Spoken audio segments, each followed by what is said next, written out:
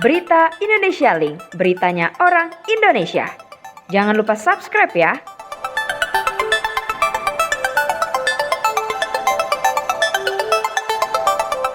Kami ingin menyampaikan yang pertama bahwa untuk bisa mengatasi pandemi ini dan dalam mengawal proses yang menjadi endemi nanti, ada 4 hal yang selalu harus kita perhatikan. Yang pertama adalah implementasi protokol kesehatan atau 3M yang disiplin.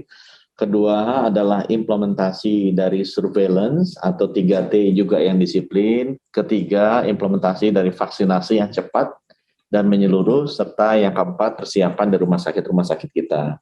Karena kondisinya sudah membaik, saya ingin update singkat mengenai ketiga hal yang sifatnya preventif, yang sifatnya di sisi hulu, yaitu protokol kesehatan, kemudian surveillance, dan juga vaksinasi.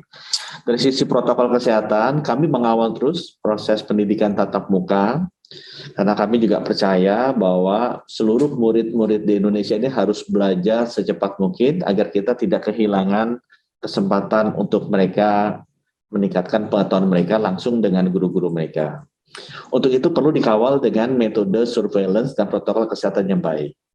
Kami sudah menyusun metode aktif surveillance untuk sekolah-sekolah yang melakukan tatap muka dengan prinsip 10% dari sekolah yang tatap muka di satu kabupaten kota akan kita lakukan aktif atau random surveillance.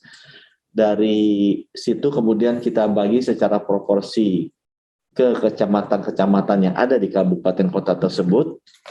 Yang ketiga, kemudian kita ambil 30 sampel untuk murid dan 3 sampel untuk guru. Dan hasil yang sudah kita lakukan minggu lalu dengan Jakarta, memang kita temui masih adanya positivity rate dari pelajar-pelajar yang ada di sekolah-sekolah di Jakarta. Nah, kami sudah menentukan kalau misalnya positivity rate dari satu sekolah itu di atas 5%, maka sekolahnya kita minta tutup dulu selama 2 minggu sambil kita perbaiki protokol kesehatannya, kemudian kita mulai lagi sekolahnya. Kalau positivity rate-nya antara 1 sampai 5%, kita minta satu kelas yang ada positif itu di karantina dulu, sedangkan yang lainnya bisa tetap belajar, tatap muka. Sedangkan kalau positivity rate-nya di bawah 1%, kita pergunakan metode surveillance yang seperti biasa, yaitu yang positif atau terkonfirmasi dan kontak eratnya di karantina.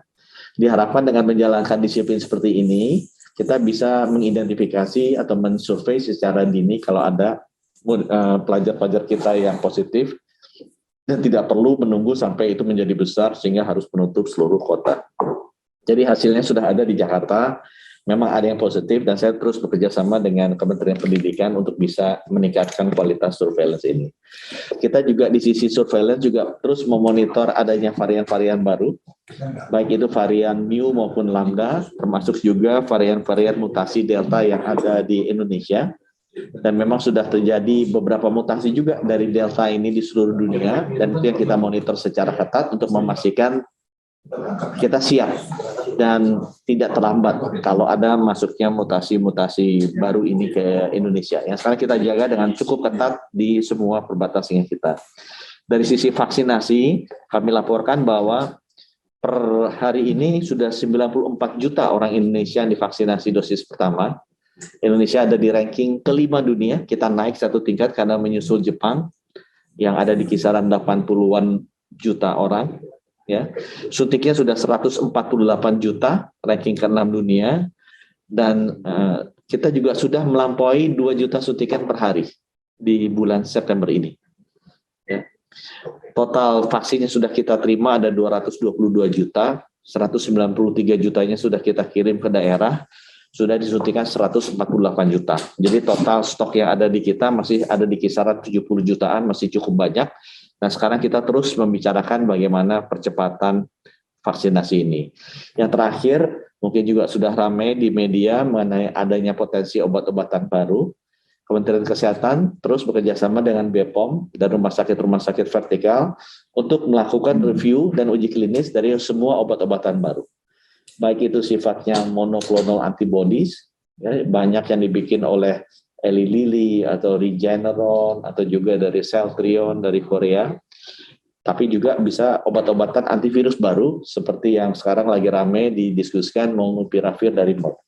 Jadi obat-obatan tersebut sudah kita approach pabrikannya, dan kita sudah juga merencanakan untuk beberapa malah sudah mulai uji klinis, dan diharapkan di akhir tahun ini kita sudah bisa mengetahui obat-obat mana yang kira-kira cocok untuk kondisi masyarakat kita.